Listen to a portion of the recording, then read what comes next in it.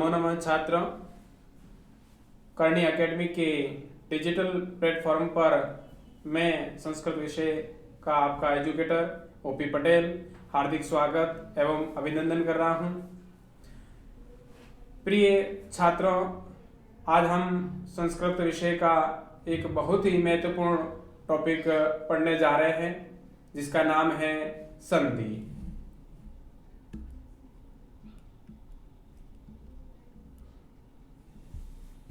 तो छात्रों, संधि जो प्रकरण है, इस संधि से हम क्या समझते हैं, क्या तात्पर्य है संधि का, यानी संस्कृत के इसका प्रश्न बनता है संधि क कथ्यते, यानी संधि किसे कहते हैं। तो संधि का जो इसकी परिभाषा है वो है वर्ण संधानम संधि। वर्ण संधानम, संधानम का अर्थ है मेल, वर्णों का मेल ही संधि कहलाता है।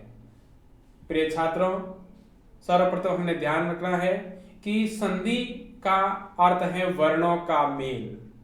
जब शब्दों का मेल होता है वहां पर समास होता है और जहां पर वर्णों का मेल होता है वहां पर संधि होती है। तो इसकी परिभाषा डेफिनेशन होगी वर्ण संधानम संधि, अर्थात दो या दो से अधिक वर्णों के मेल से जो विकार उत्पन्न होता है उसे संधि कहते हैं। यानी जब वर्णों का मेल होगा तो उसमें कुछ न कुछ विकार अर्थात परिवर्तन होगा, उसी को हम संधि कहते हैं।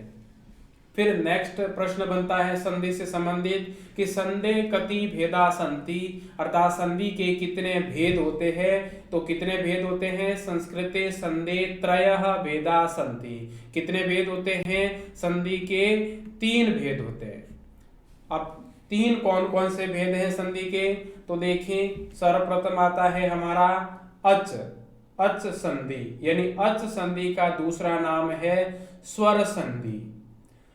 प्रिय छात्रों, पिछली क्लास के अंदर हमने पढ़ा था कि अच एक प्रत्यार है जो महर्षि पाणिनि द्वारा रचित जो माहेश्वर सूत्र है, उन माहेश्वर सूत्रों के अंदर 44 जो प्रत्यार बन रहे थे उस प्रत्यार में एक अच प्रत्यार भी था और उस अच प्रत्यार का अर्थ था उसी के अंदर सभी के सभी क्या आ रहे थे? संस्कृत वर्णमाला के स्वर वर्ण आ रहे थे। इसलिए भले इसको स्वर संधि कहो या इसको अच संधि कहो। दूसरी संधि है हल संधि, अर्थात व्यंजन संधि। व्यंजन संधि का दूसरा नाम हल क्यों? क्योंकि वही जो 44 प्रत्यार थे उन 44 प्रत्यारों के अंदर एक हल प्रत्यार भी था और हल प्रत्यार से तात्पर्य था कि संस्कृत वर्णमाला के सभी व्यंजन वर्ण, यानी सभी व्यंजन वर्ण जिस प्रत्यार में आते हैं उसका क्या नाम है? हल। हल एक प्रत्यार है, इसलिए व्यंजन संधि का दूसरा नाम क्या दे दिया? हल संधि। और तीसरी संधि है विसर्ग संधि। इस प्रकार से संधि के 3 भेद हो गए, अच संधि, हल संधि, विसर्ग संधि, यानी स्वर संधि, व्यंजन संधि व विसर्ग संधि। 3 संधि के मुख्य भेद हो गए। अब नेक्स्ट जो प्रश्न है कि स्वर संधि किसे कहते हैं? स्वर संधि क कथ्यते, यानी स्वर संधि की क्या परिभाषा है? हमने जो संधि की परिभाषा पढ़ी कि 2 या 2 से अधिक वर्णों के मेल से, और यहां पर होता है 2 या 2 से अधिक स्वरों के मेल से, 2 या 2 से अधिक स्वरों के मेल से जो विकार उत्पन्न होता है उसे संधि कहते हैं। अर्थात यदा स्वर वर्णस्य परे स्वर वर्ण आयाति तदा स्वर संधि भवति, यानी स्वर से परे भी क्या हो? स्वर हो। यहाँ पर लिखा कि स्वर वर्ण से परे भी स्वर वर्ण आता है तो दोनों के स्थान पर क्या बनता है? स्वर संधि होती है। तो संधि की परिभाषा और स्वर संधि की परिभाषा में इतना ही अंतर है कि संधि के अंदर हम परिभाषा में लिखते हैं कि 2 या 2 से अधिक वर्णों के मेल से और जो विकार उत्पन्न होता है, और स्वर संधि की परिभाषा में लिखते हैं 2 या 2 से अधिक स्वरों के मेल से जो विकार उत्पन्न होता है उसे स्वर संधि कहते हैं। यानी जब हम किसी भी पद का संधि विच्छेद करते हैं, किसी भी पद का विच्छेद यानी तोड़ते हैं, तो प्लस के दोनों तरफ स्वर वर्ण ही होने जरूरी है।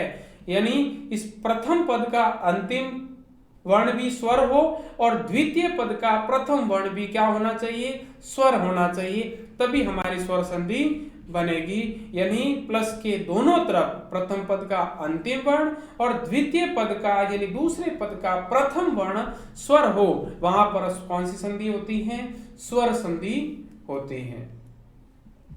अब फिर प्रश्न बनता है, स्वर संधि के कितने भेद हैं, स्वर संधि कितने प्रकार की होती है।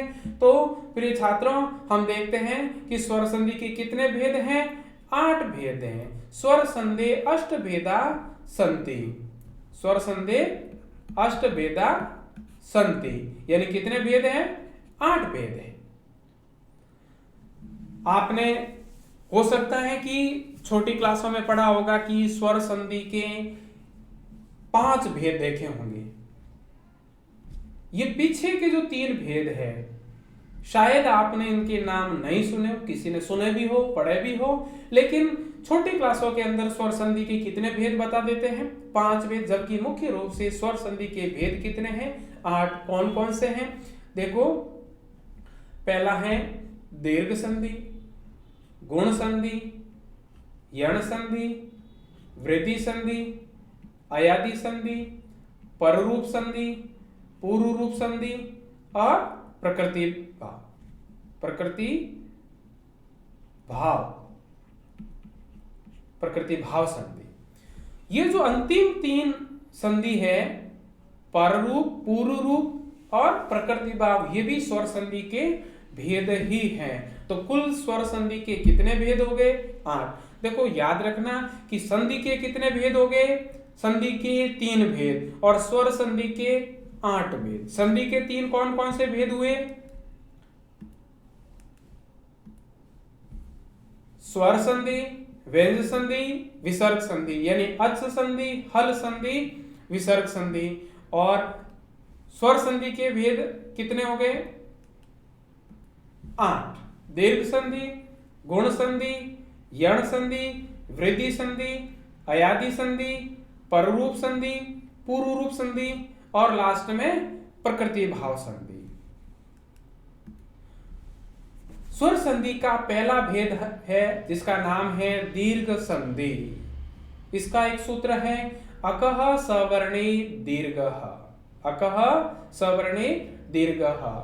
ये सूत्र ये कहता है कि यदि अक प्रत्यार हो और अक प्रत्यार से परे क्या हो, सवर्ण हो, अक प्रत्यार से परे सवर्ण, तो अक व सवर्ण इन दोनों के स्थान पर क्या आदेश होता है, दीर्घ आदेश। क्या आदेश होता है, दीर्घ आदेश।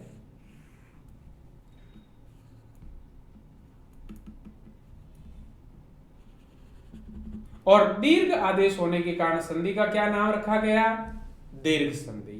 किसके स्थान पे आदेश होता है दीर्घ, अक और सवर्ण। तो हम समझते हैं इसमें 3 नए शब्द आए, एक अक, एक सवर्ण और तीसरा दीर्घ। अक एक प्रत्यार है, सामान्य जो प्रत्यार थे उसमें अक भी एक प्रत्यार है। और अक प्रत्यार में कौन कौन से वर्ण आते हैं, अ, ई, उ, री, ली। तो कहने का तात्पर्य कि इस अ, ई, उ, री, ली, इसके बाद में यानी इस अक के बाद में क्या हो, सवर्ण। सवर्ण का अर्थ क्या होता है, सम्मान वर्ण। इनके जैसे के जैसे सामने और हो तो दोनों के स्थान पर क्या आदेश होता है, दीर्घ। और दीर्घ क्या होता है, अक का दीर्घ होगा, अक मतलब अ का दीर्घ आ, छोटी ई का बड़ी, छोटे उ का बड़ा उ, री का बड़ी री, बड़ी री, और ए, आई, ओ, औ। ये दीर्घ वर्ण है लेकिन इसमें शामिल नहीं होंगे, दीर्घ वर्ण है ये। लेकिन क्योंकि ये 5 वर्ण थे, अ, ई, उ, री, इसी का दीर्घ होगा और री का कोई दीर्घ होता नहीं, री का कोई दीर्घ नहीं है, इसलिए इसका दीर्घ नहीं। अब ये दीर्घ वर्ण में तो 8 आते हैं, लेकिन अक की दीर्घ बनेगा तो अ का आ, छोटी ई का बड़ी, छोटे उ का बड़ा उ, छोटी री का बड़ी री और री का दीर्घ होगा नहीं। तो कहने का तात्पर्य कोई भी उदाहरण हो जिसमें आ, बड़ी ई, बड़ा उ और बड़ी री, इनकी मात्राएं होगी। किसी भी शब्द में इसकी मात्रा, ये आ की मात्रा, ई की मात्रा, ऊ की मात्रा, ऐ। तो किसी भी शब्द के अंदर यदि ये चार मात्राएं हो, ये दीर्घ मात्राएं हो, तो वो किस संधि का उदाहरण बनता है? वो दीर्घ संधि का उदाहरण बनता है। यानी किसी भी शब्द में यदि आ की मात्रा हो, बड़ी की मात्रा हो, बड़े ऊ की मात्रा हो या बड़ी री की मात्रा हो, तो वो दीर्घ संधि का उदाहरण बनता है।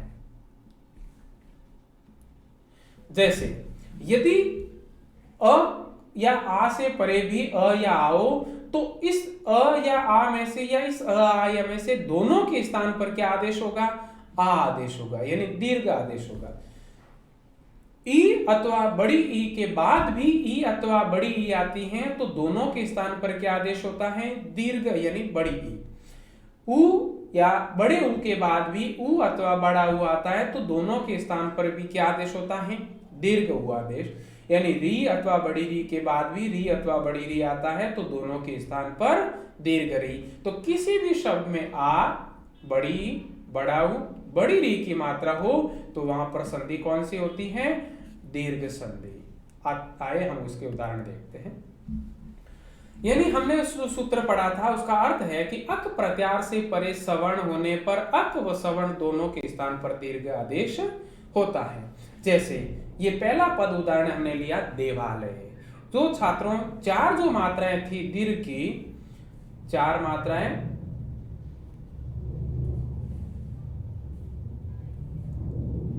आ की, बड़ी की, बड़े ऊ की और बड़ी री की, तो वो होने पर दीर्घ संधि। तो इस देवालय में कौन सी है? कौन सी मात्रा है? देखो आ की मात्रा, यानी एक तो आ की मात्रा, एक बड़ी की, बड़े ऊ की, बड़े। इन चार में से यदि कोई मात्रा है तो वो दीर्घ संधि। ये आ की, तो आ के टुकड़े करेंगे तो दोनों तरफ सवर्ण रखने, अ या आ। तो देखो देव धन आलय, देव के अंदर भी क्या है? व के अंदर क्या मिला हुआ है? अ। आगे परवर्ती वर्ण क्या है? आ है। तो अ और आ मिलके क्या बन गया? आ, एक वर्ण हो गया। जैसे विद्यालय, इस विद्यालय के अंदर भी क्या है? आ की मात्रा है, तो आ की मात्रा है तो दीर्घ संधि है, तो इसका विच्छेद हो जाएगा विद्या धन आलय। क्या विच्छेद हो जाएगा? विद्या धन आलय। दिया के अंदर भी आ है, आगे भी आ है, दोनों के स्थान पर एक दीर्घ वर्ण हो गया। दैत्यारी, इसमें भी आ की मात्रा है, तो दैत्य धन अरि। दैत्य के अंदर य के अंदर क्या मिला हुआ है? अ। आगे क्या है? अ प्लस अ मिलके क्या बन गया? आ। जैसे श्रीश, किसकी मात्रा है? बड़े ए की मात्रा। किसका उदाहरण बनेगा? दीर्घ संधि का। यानी दोनों तरफ से समान वर्ण। जब आ आता है तो प्लस के पहले और बाद में अ या आ में से ही वर्ण आएगा। जब ई की मात्रा आती है तो इस प्लस के पहले व बाद में ई की या बड़े ई की मात्रा ही आएगी, तो इसका संधि विच्छेद होगा श्रेष का श्री धन ईश।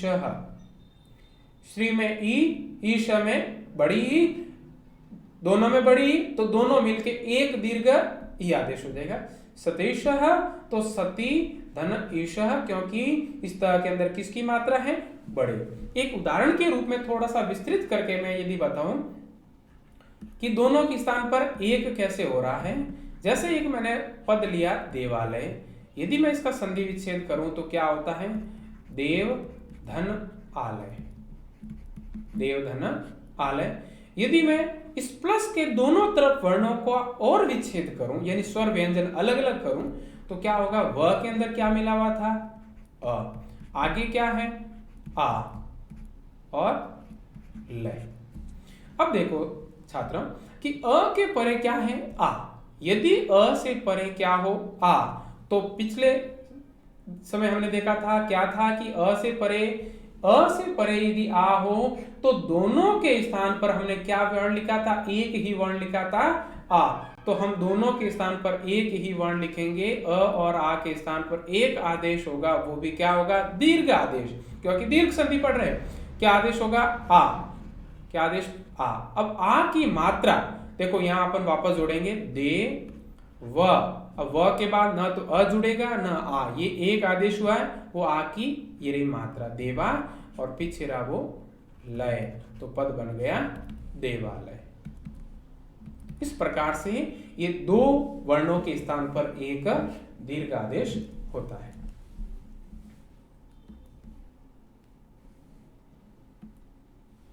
और उदाहरण है नदी दानी। नदी के अंदर किसकी मात्रा है? बड़े ई की, तो संधि विच्छेद दोनों तरफ ई रखना होगा, तो नदी धन इदानी क्या हो जाएगा? नदी धन इदानी।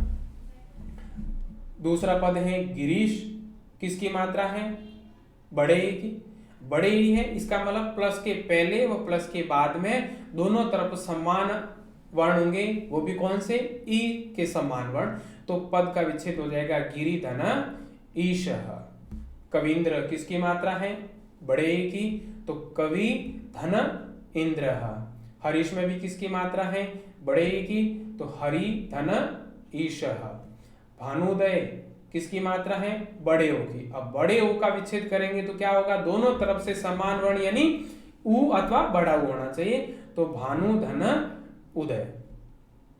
अब जब छोटा उ और छोटा उ यानी रस्व उ दो मिलते हैं तो क्या बनता है? दीर्घ उ, और दीर्घ उ की क्या होगी? मात्रा जुड़ेगी। विष्णुदय में किसकी मात्रा है? बड़े उ की, तो क्या विच्छेद होगा? दोनों तरफ समान वर्ण विष्णु उदय, यानी प्रथम पद का अंतिम वर्ण और द्वितीय पद का प्रथम वर्ण। देखो छात्रों, संधि के अंदर दो पद होते हैं, एक प्रथम पद और एक उत्तर पद कहो या द्वितीय कहो। प्रथम पद यानी पूर्व पद, द्वितीय पद या उत्तर पद। तो प्रथम पद का अंतिम वर्ण और द्वितीय पद का प्रथम वर्ण, ये दोनों यदि समान होंगे तो ही दीर्घ संधि होने वाली। प्रथम पद का अंतिम और द्वितीय पद का प्रथम वर्ण यदि समान होंगे और दोनों ही स्वर होंगे और समान वर्ण होंगे तो ही दीर्घ संधि होगी। प्रत्येक में आप देख सकते हैं कि कौन कौन से है। नदी दानी में देखो बड़ी है, आगे छोटी है, सवर्ण है, समान वर्ण है। गिरीश में गिरी में छोटी की मात्रा है, आगे बड़ी है, सवर्ण है, समान वर्ण है। कविंद्र में छोटी की मात्रा है, आगे इंद्र सवर्ण है। हरीश में हरि धन ईश दोनों तरफ सवर्ण है। भानुदय में भानु उ, आगे भी उ सवर्ण है। विष्णुदय में भी उ धन उ सवर्ण है। जैसे साधुक्तम किसकी मात्रा है? बड़े उ की। बड़े उ की है तो दोनों तरफ विच्छेद करेंगे तो क्या होगा? साधु धन उक्तम, यानी दोनों तरफ से सवर्ण होना जरूरी है। नेक्स्ट है वधु ऊपरी। वधु ऊपरी में किसकी मात्रा है? बड़े ओ की, तो वधु धन ऊपरी। एक ध्यान रखना छात्रों कि कहां पर छोटी मात्रा आएगी, कहां पर बड़ी आएगी, इसका कोई ऐसा सूत्र या नियम नहीं है। एक सार्थक पद होना चाहिए। जैसे यदि वधु में छोटी ई की मात्रा लगे वो सार्थक नहीं है। मुख्य रूप से ये ध्यान रखना है कि स्त्रीवाचक जितने भी शब्द होते हैं, स्त्रीवाचक, उसमें सभी में दीर्घ, ज्यादातर स्त्रीवाचक शब्दों में दीर्घ मात्रा आती है। एक बहु को छोड़कर, बहु जो पद हैं उसमें छोटे उ की मात्रा होती है, बाकी ज्यादातर स्त्रीवाचक शब्दों में दीर्घ मात्रा होती है। फिर है मातृनम री, यानी चार उदाहरण हमने देखे थे। दीर्घ मात्राएं थी आ, बड़ी, बड़ा उ और बड़ी री। ये आ की मात्रा, बड़े उ की, बड़ी ई की, बड़े उ की और बड़ी री। आ के उदाहरण हमने देख लिए, बड़ी ई के देख लिए, बड़े उ और लास्ट रहा री का। तो मातृनम, मातृनम है। अब इसका सब संधि विच्छेद करेंगे तो संधि विच्छेद में ध्यान रखना है कि दोनों तरफ सवर्ण होने जरूरी है, तभी दीर्घ संधि होगी। तो मातृ धन ऋणम, तो इसमें भी क्या री है, इसका यदि मैं थोड़ा सा और इसका विच्छेद करूं तो मातृ धन ऋणम, मात, त के अंदर क्या मिला हुआ था? री, आगे क्या है? री। यदि री से परे भी री हो तो दोनों के स्थान पर क्या आदेश होगा? दीर्घ ई। क्या आदेश होगा? दीर्घ ई आदेश री होगा, सॉरी दीर्घ री आदेश होगा। तो इस तरह के अंदर री और री इन दोनों के स्थान पर हमने क्या किया, एक दीर्घ री, तो ये री की मात्रा, तो इस मात के अंदर ये दीर्घ री की मात्रा जोड़ दी और पीछे रहा ऋणम तो हो गया मातृ। इस प्रकार से इसका संधि विच्छेद। ऐसे कैसे पितृकार, पितृकार में भी पितृ धन ऋकार दीर्घ री है, दोनों तरफ समान वर्ण यानी री रखना होगा, तो री प्लस री बराबर दीर्घ री। विद्यार्थी किसकी मात्रा है, आ की, तो विद्या धन अर्थी। इसमें ये दिया है छात्रों, ये ध्यान रखना है, इसका उच्चारण सही ढंग से होना चाहिए। ये विद्यार्थी नहीं है, ये क्या है, विद्यार्थी। इसमें इसको हम ऐसे भी लिख सकते हैं, वी द आधा य और विद्यार्थी, ये हलंत है यानी आधा है, दिया है न कि ध्य नहीं है, ये क्या है, विद्यार्थी। विद्या धन अर्थी, विद्या को ग्रहण करने वाला। ऐसे कैसे, विद्या विद्या है न कि विद्या, विद्या यानी आ की मात्रा, तो विद्या धन आलय, देह के अंदर भी आ, आगे भी आ, दोनों के स्थान पर एक दीर्घ। रत्नाकर रत्न धन आकर, क्योंकि इसमें भी आ की मात्रा। कवीश्वर में बड़े ई की मात्रा, तो कवि धन ईश्वर। मुनीन्द्र में भी बड़ी ई की मात्रा, तो मुनि धन इंद्र। स्वर संधि का जो दूसरा भेद है, हमने गुण संधि पूरी कर ली, स्वर संधि का दूसरा भेद, दीर्घ पूरी कर ली, गुण संधि, दूसरा भेद गुण संधि। तो हम गुण संधि शुरू कर रहे हैं। छात्रों, संधि हम जितने भी पढ़ेंगे, चाहे स्वर संधि हो, व्यंजन संधि हो या विसर्ग संधि हो, प्रत्येक संधि का संस्कृत में एक सूत्र होगा और उस सूत्र के आधार पर ही पूरी की पूरी संधि बनी होती है। यदि सूत्र हम समझ लेते हैं तो समझो संधि पूरी समझ में आ जाती है। तो ध्यान ये रखना है कि सूत्र का अर्थ क्या है, सूत्र क्या कह रहा है। तो सूत्र है आद गुणः। सूत्र क्या है, आद गुणः, यानी आत का गुण होगा, है ना। तो अ या आ से परे क्या हो, ई अथवा बड़ी, तो दोनों के स्थान पर क्या एक गुण आदेश होगा, ए, यानी या अ हो या आ हो, उसके बाद यदि प्लस के बाद ई अथवा बड़ी हो तो दोनों के स्थान पर ए। अब एक ही शब्द के अंदर मात्रा आएगी, ए जुड़ा हुआ नहीं होगा, एक ही मात्रा आएगी। अ या आ से परे उ अथवा बड़ा हो तो दोनों के स्थान पर ओ, यानी ओ की मात्राएं आएगी। अ या आ से परे री अथवा बड़ी री, तो दोनों के स्थान पर अर शब्द स्वयं आएगा। अ या आ से परे यदि री हो तो दोनों के स्थान पर अल आदेश होगा। तो कोई भी ऐसा शब्द जिसमें ए, ओ, अर या अल हो, यानी ए की मात्रा, ओ की मात्रा, अर हो या अल हो, तो वहां पर कौन सी संधि होगी, गुण संधि होगी। यानी ए, ओ, अर, अल जहां है वहां पर हम गुण संधि करते हैं। और गुण संज्ञक जो वर्ण होते हैं वो चार हैं, ए, ओ, अर, अल, इनको गुण संज्ञक वर्ण भी कहते हैं। यानी अवर्ण से परे स्वर हो तो अ और अवर्ण व स्वर दोनों के स्थान पर क्या आदेश होता है, गुण आदेश। और गुण आदेश होने के कारण संधि का भी क्या नाम रखा गया, गुण संधि।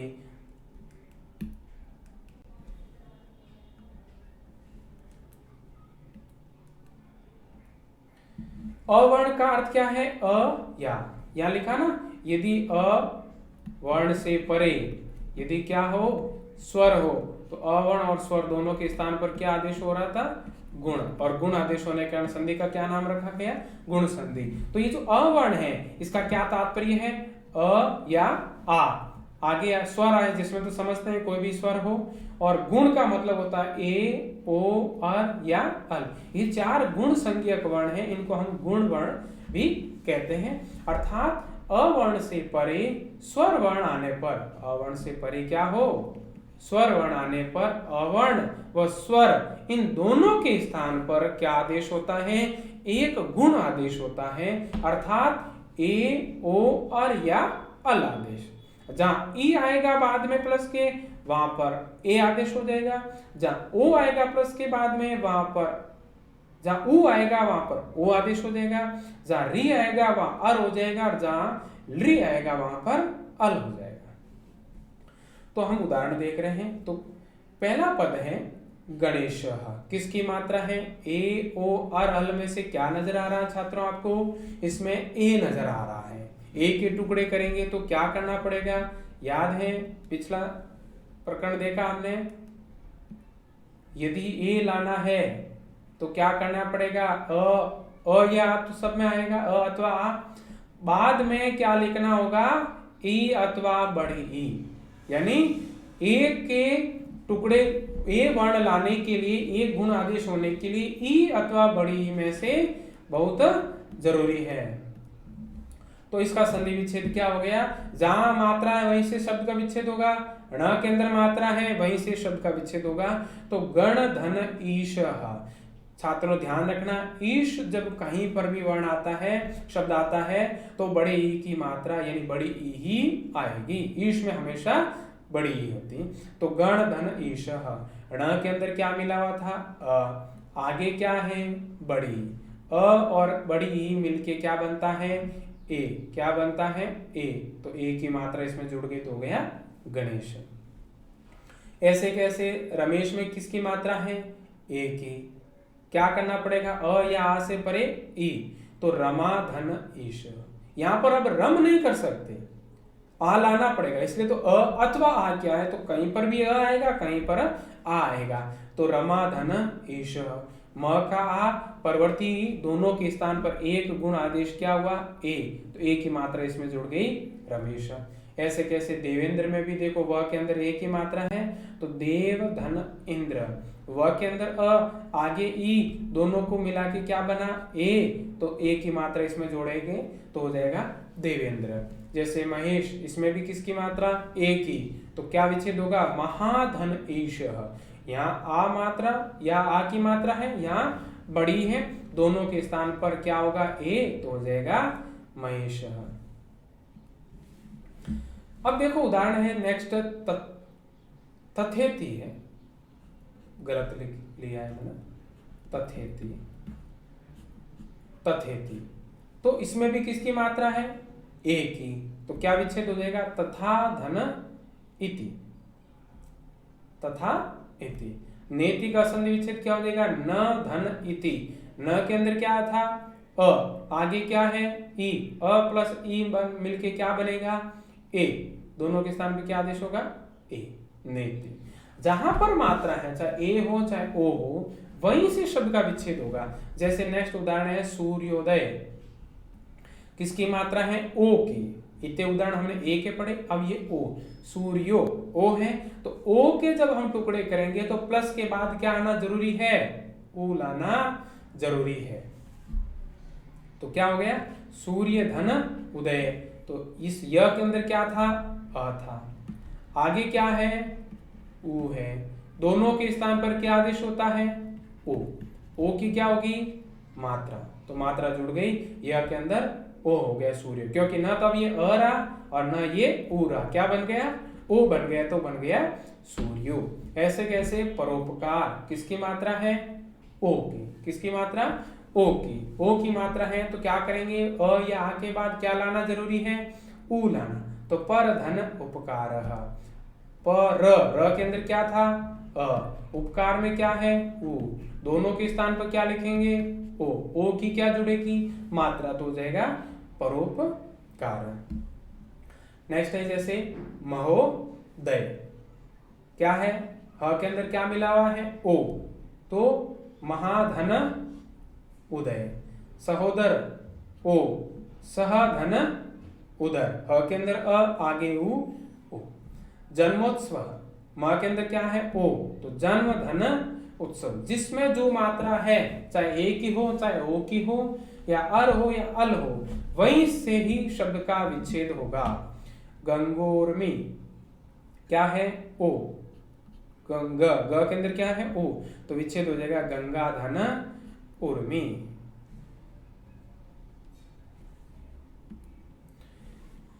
नेक्स्ट है देवर्षि।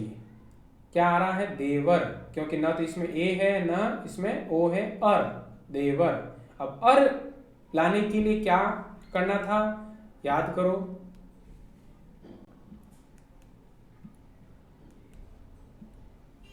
अर लाने के लिए अ या आ के बाद क्या था?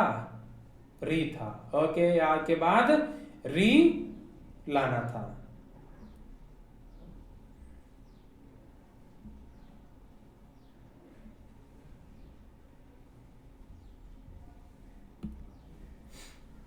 तो देवधन ऋषि, देवर्षि का क्या संधि विच्छेद? देवधन ऋषि। अब देखो देव व, देव, इस व के अंदर क्या मिला हुआ है? अ, अलग कर दिया। आगे क्या है? री और शी। यदि अ के बाद री आए तो दोनों के स्थान पर क्या आदेश हो रहा था? अर। क्या आदेश हो रहा था? अर। अब न तो अ जुड़ेगा वापस, न री जुड़ेगा, क्या जुड़ेगा? अर। तो वापस देखो छात्रों, देव, मैं यदि वापस इसको मिलाऊं, पद बनाऊं देव, ये व आधा था, इसमें ये स्वर जुड़ा तो देव पूरा। ये आधा है यानी व्यंजन र है, लिख नहीं सकते, पहले किसको लिखेंगे? शी को, तो हो जाएगा शी और र आधा इसके ऊपर, तो हो जाएगा देवर शी। अर है तो अर लाने के लिए क्या जरूरी होगा? बाद में री, यानी री जरूरी है। ऐसे कैसे? सप्तर्षि यानी सप्तधन ऋषि, सप्तधन ऋषि। त के अंदर क्या है? अ, आगे क्या? री, दोनों के स्थान पर क्या बन जाएगा? अर। ग्रीष्म ऋतु, ग्रीष्म धन ऋतु, अर है इसमें भी, ग्रीष्म ऋतु, ग्रीष्म धन ऋतु। नेक्स्ट उदाहरण अंतिम रहा तवलकार यानी अल, तवल है अल लाने के लिए हमने क्या देखा था?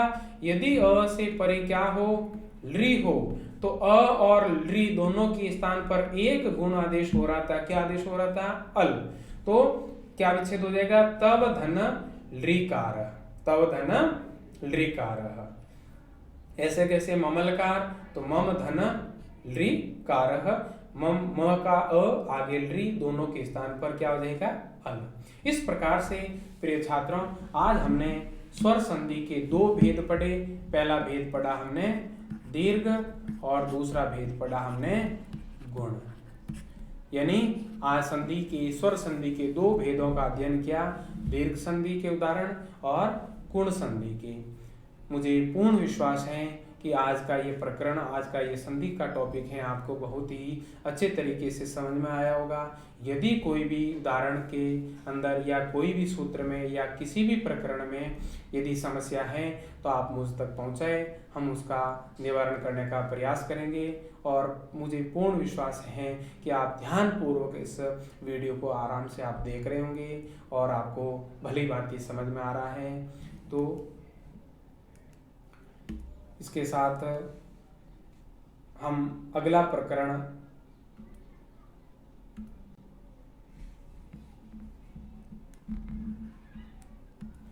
लेकर आएंगे अगले वीडियो में। गुण संधि के बाद की जो यण, वृद्धि, अयादि इत्यादि संधियां है वो अगले वीडियो में हम इसको देखेंगे। बहुत बहुत धन्यवाद।